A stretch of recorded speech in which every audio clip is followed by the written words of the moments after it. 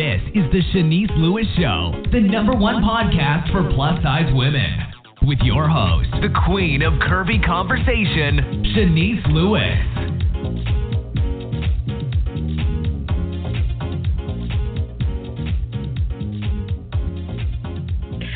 Welcome to the show. I'm your host, Shanice Lewis. Today is Monday, August 5th, 2019. Make sure you're following the show's social media pages on Facebook at The Shanice Lewis Show and on Instagram and Twitter at Shanice Show. And make sure you subscribe to the show on Apple Podcasts, Google Podcasts, Spotify, or your favorite podcasting app. The Shanice Lewis Show is an official media sponsor of the 2019 TCFStyle Expo happening August 9th through the 11th at the Omni Hotel at the CNN Center in Atlanta. For tickets and more information, visit www.tcfstyleexpo.com. And today we have a very special guest. Corissa Enneking is the creator of Fatgirlflow, a body-positive blog launched in 2015. Fatgirlflow has been featured on several major media outlets, including Huffington Post, Cosmopolitan, Life and Style, and the Daily Mail. Corissa will be featured at the 2019 TCFStyle Expo Blogger Mastermind in Atlanta, and we're going to learn all about her today. Let's welcome Corissa to the show. Hi. Hi. How are you doing? Thank you for joining me.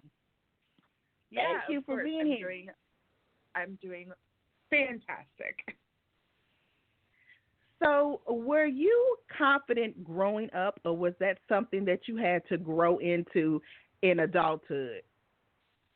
Well, I'm an Aries, so I've been pretty confident for a lot of my life. I think that the confidence maybe wasn't so much in my body when I was growing up, but I've definitely always been pretty outspoken and, a little bit more out there than a lot of people. I did struggle a lot when I was younger. I had an eating disorder, and I really kind of tried to force myself into this box that people wanted me in, and came into the confidence in my body much later in life than I think a lot of people do.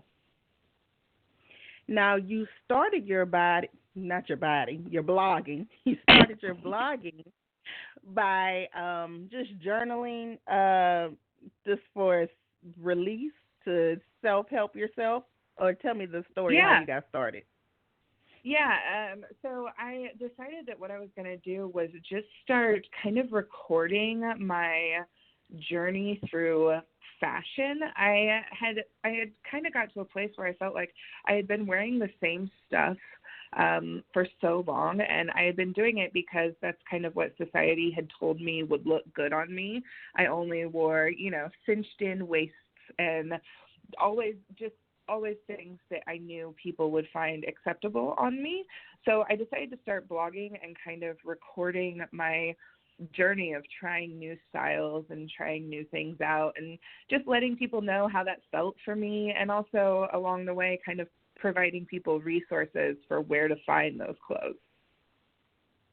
So you initially started with fashion at the beginning, because I thought you were just blogging about like a journal about yourself at first, but you really started with fashion? I did. Well, I definitely, when I started blogging, when I started Fatgirlflow, I was not like messing around. I knew that I wanted to do it as a job. And, I think that there's plenty of blogs where people kind of journal and they do great for themselves, but where it's 2019, you got to be blogging about something that, people really want to listen to. So I wanted to kind of hit the ground running and make sure that I had something that would be useful for people while kind of also sharing my story. So I wanted to be really useful in that I wanted to share where to shop for plus-size clothing and let people know where I was getting all of these things. Now, where did the name Fatgirlflow come about? So in 2015, there was a lot of there was a hashtag on Instagram where people were hashtagging workflow, and they were just like, showing pictures of themselves working in their offices and stuff, and kind of talking about like what their career looks like and what their work life looks like and stuff. And so I decided that just a play on that kind of workflow would be if I started saying fat girl flow, like this is my flow through my day, and this is what the flow of my life looks like. Yes, I do remember the hashtag because I used to put hashtag church flow when I was supposed to picture going to church. Yes. Yeah, a lot of people think that I've had a few people ask if fat girl flow means that I rap. And I'm like, oh no, definitely not. There will be, I'm not even coming close to trying to rap. So definitely not that kind of flow, much more about like, the flow of your day. Right. Now, you call yourself a fat activist. For someone that is listening that has never heard that term before, how does your activism differ from mainstream body positivity? So I'm probably one of the only people who isn't, who's a fat activist who also doesn't say like, I won't use the word body positivity. I think that body positivity is a very important thing. I think that it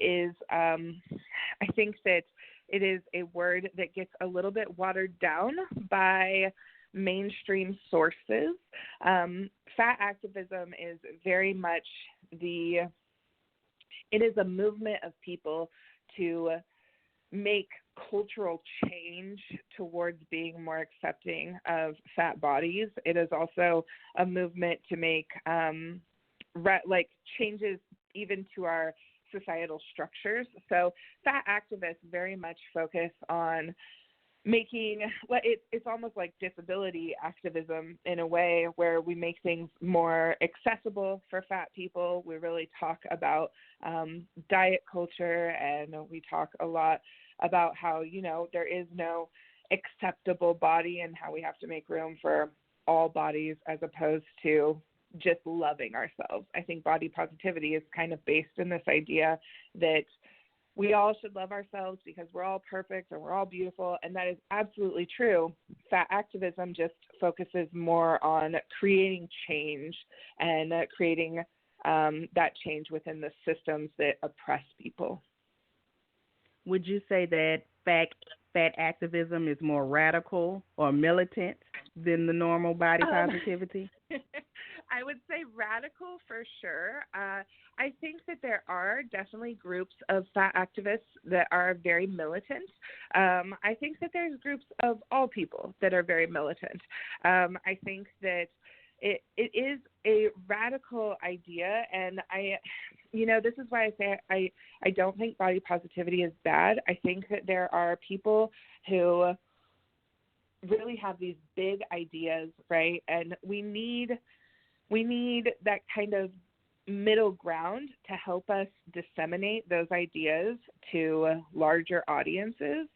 Because if I went into a place and I just started talking about how, systems are oppressing fat people, and nobody had ever even heard about body positivity, there's no way to reach those people. They just look at me like, what are you talking about? So I think body positivity is a great way to kind of reach those people in the center where we could make a little bit more movement. Now, you're very popular on YouTube, and you're vocal about some of your opinions about body positivity on YouTube, and sometimes it causes an uproar. Tell us about some of the things that you've talked about that got people all upset.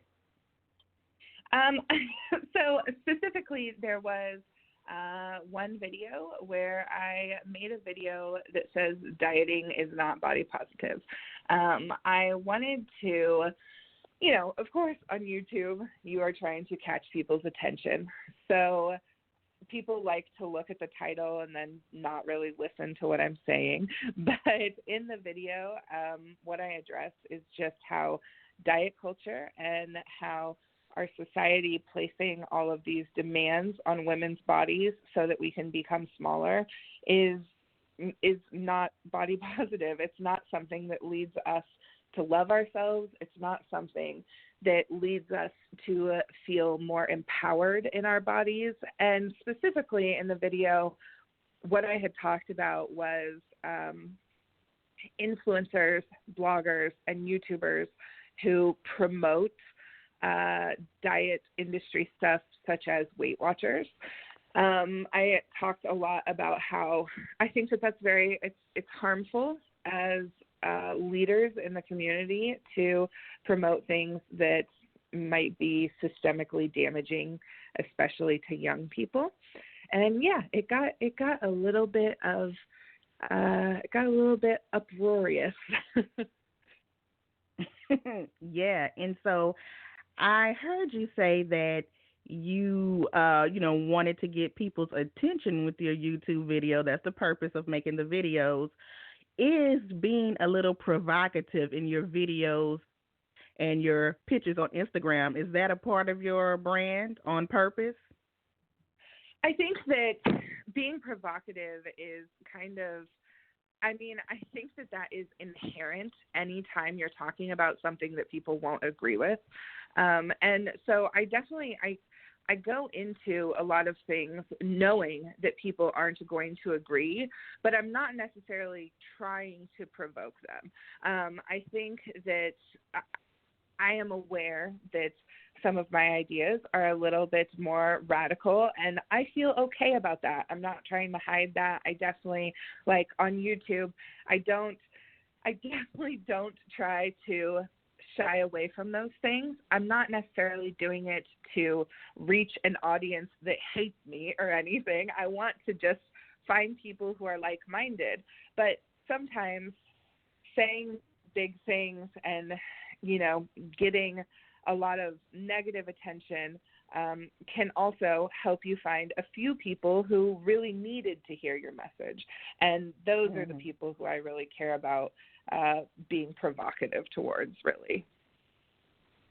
And in 4 short years, you've really built a career and brand for yourself. But before you got to this point, what were some of your major obstacles with building your brand?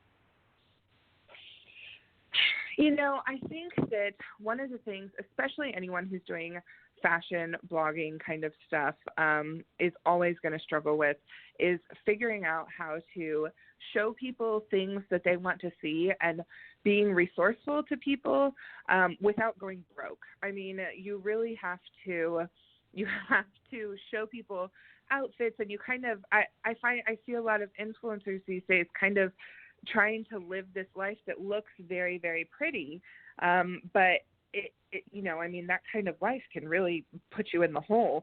So I think that finding a way to connect with people and finding a way to be resourceful without, making yourself go broke in the first couple years is always the goal. For me, what I did, instead of just like spending tons of money buying outfits and stuff, I have a vast knowledge of all of the places you can shop for plus size stuff. So I decided to make these lists on my website about where you can shop for plus size dresses, where you can shop for plus size coats, where you can shop for wide width shoes. And I decided that would be a good way to get people to come to my blog to see what I'm talking about without me spending a ton of money just so they're looking at my outfits.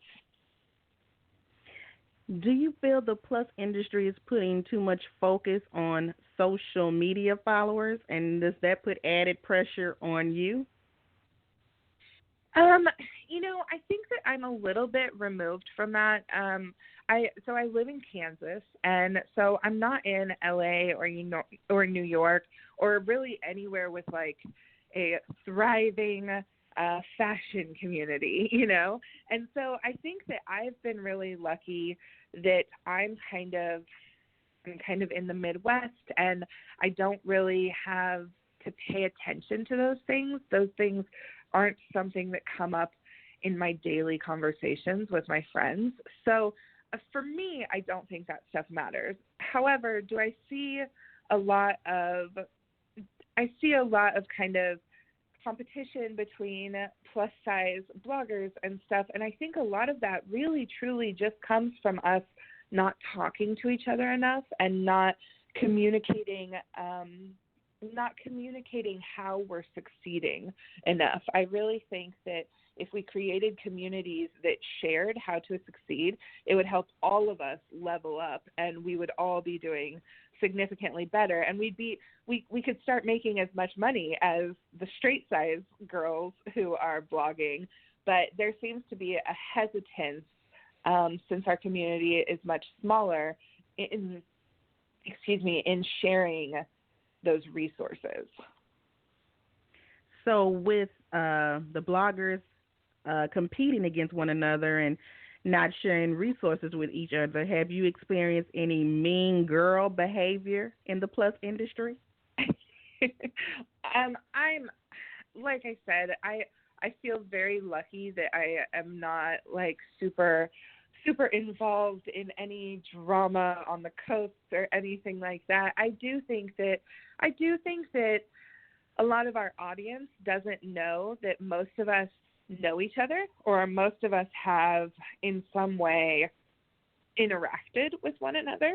And so when people see maybe a couple plus size bloggers who don't interact very much, I think that they just assume we don't know each other, but usually we know each other and we have decided not to interact. So I think that, I definitely think that there is some drama behind the scenes, but I feel like I'm lucky enough that I'm not usually in it, which I appreciate.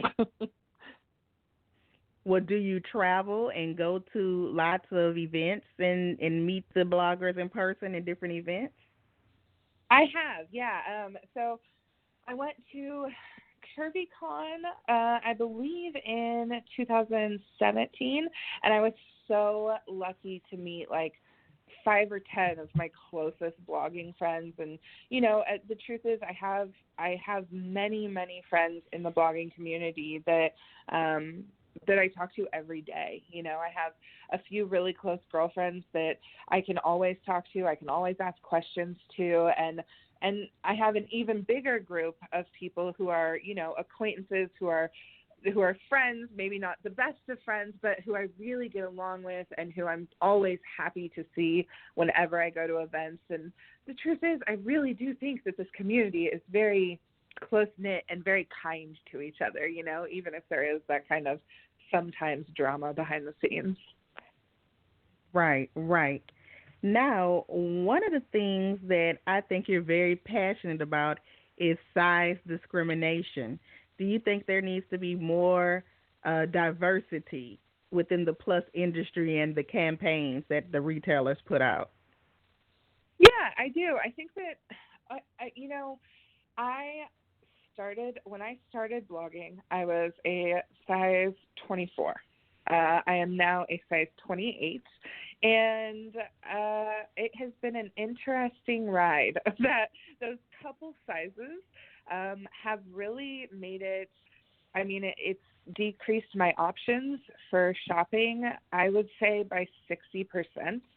And it's amazing how many people there are who are just completely unable to shop at so many of the places that say they are size inclusive. Stopping at a size 24 really is not size inclusive. It leaves out a huge chunk of the population. And I sell merchandise, specifically shirts that say fat B word. I'm not sure if I'm allowed to say it. Yeah, you can say it.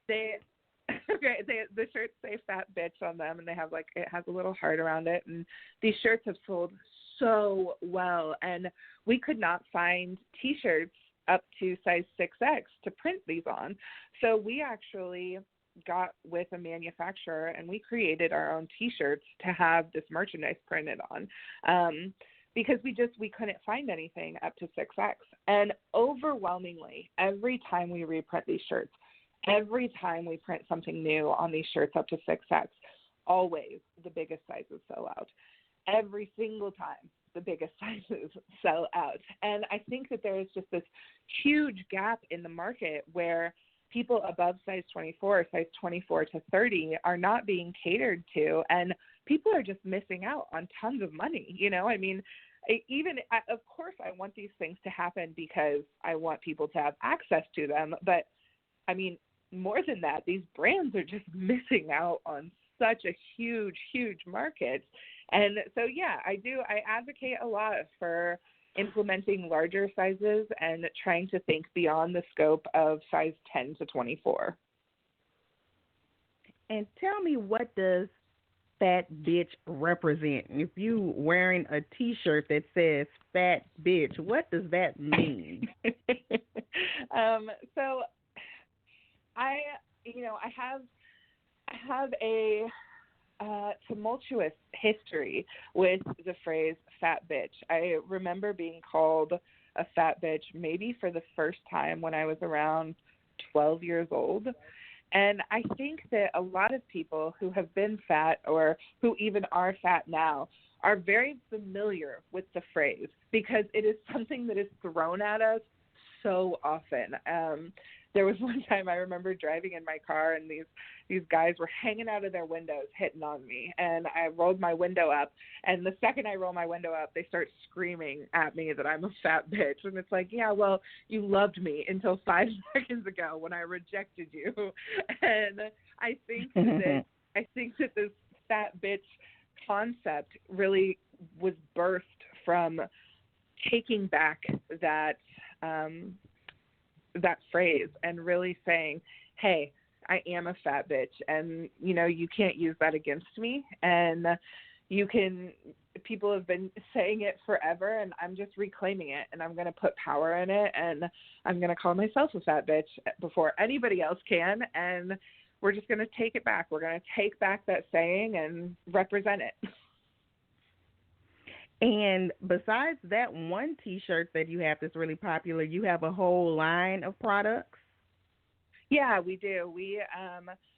So we really focus on T-shirts just because, of course, we're really proud that we made these T-shirts up to size 6X, and we designed them so that they were perfect for fat people's bodies. We made sure they were long enough, and we made sure the arms were big enough, and they're still in a very pretty feminine cut. They aren't the big boxy unisex tees. So we focus on T-shirts. There are T-shirts that say all sorts of different things on them. We have one that says fat and proud, and we have one that says fat brat, and we have a couple others. And we also sell some pins and hats, and we actually sold out very fast. We just created fanny packs, and the waist size went up to size, I want to say 77 inches. So they had a really large circumference that you could go up to, and we're really proud of those, and those sold out really fast. So we're coming out with new stuff. So is that one of your dreams to be have a whole fashion line that goes up to 6X or 7X? No. Oh. No, I do not consider myself a fashionista at all. I am definitely not the most fashionable person. I'm just some girl trying to figure out what clothes to wear, but I want our merchandise to feel very inclusive, and I want to be able to keep creating these things for people as we grow. And one of the cool things about our T-shirts is that now we're able to wholesale them. So we can, and really that is my dream, is to get those shirts out into people's hands so that other creators can be making shirts up to 6X. Now, this weekend, you will be at the TCFStyle Expo in Atlanta. Now, are you excited for this event? I'm so excited. I am very, very excited. I have not been to the Style Expo yet, So I am looking forward to it. I have been friends with Marie. I mean, Marie has been like such an incredible teacher to me, and we've known each other, I mean, since I started blogging, and I have not met her. So I'm very excited to meet Marie, and I'm really excited just to meet everyone who's going to be there. And are you going to drop a bunch of gems to the bloggers that want to get to your level? I hope so. I really hope so. You know, like I said, I went into blogging knowing that I wanted to make money, and I was not playing around. Like, I was not working a 9-to-5 anymore.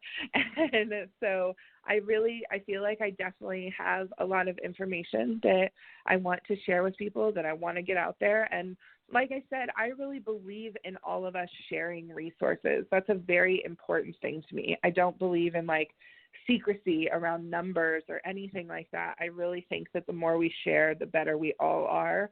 So I'm excited to share as much as I can with everyone. Now, will you be selling merchandise this weekend at the expo, or you're just coming as a speaker? I am just coming as a speaker. Everyone can buy merch at fatgirlflow.merchtable.com, but I will probably be wearing one of the shirts at some point, but I will not be set up with a booth or anything. So do you have anything else coming up we should be on the lookout for or we should know about? You know, honestly, the things that I have coming up are all kind of centered around my blog, fatgirlflow.com, and we're doing some really cool things over there. We're trying to start creating some like new outfit inspiration. We're going to have some Halloween stuff coming up and all sorts of fun stuff like that. So definitely go check out the blog. Other than that, though, we are, after TCF, we are going to take a little travel break, and we're going to get to be home for a couple months, which will be really nice. Nice. It's always nice to get some rest. Yeah, it is. So before you go, tell us your official website and all of your social media profiles so we can keep up with everything you have going on.